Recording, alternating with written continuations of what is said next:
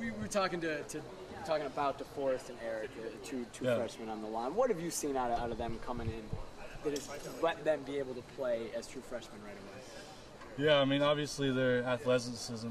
They're both Arik's like 6'7". They're both 6'7". You know, there's big guys, but they're calm. They understand the game.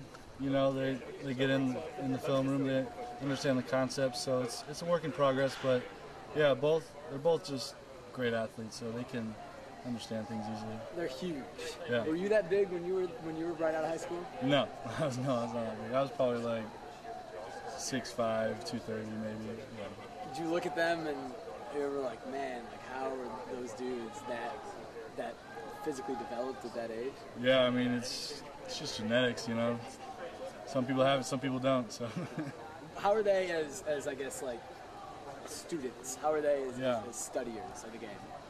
I mean, personally, I haven't really seen them in the film room, but I mean, they pay attention in meetings.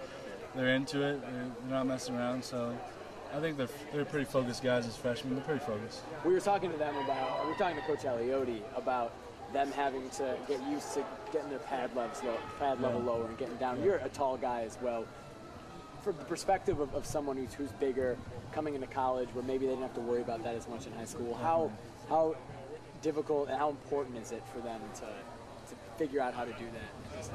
Yeah, I mean it's just a hip thing. You know, you got to get deeper in their squats in the weight room. That helps a lot too. So it's just getting your hips set, lowered, helps you stay lower as a tall guy.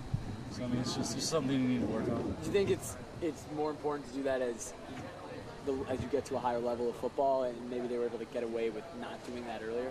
Yeah, I mean, I'm sure they overpowered kids in high school. It's easily with their size to overpower kids. But definitely college level, NFL level, everyone's big, everyone's fast, everyone's strong. So definitely need to work on the little techniques. Getting back to the defense overall, the first team defense was obviously great against Armstead State. Coach Aliotti wasn't happy with what happened after that. Yeah. How do you feel everything went on Saturday?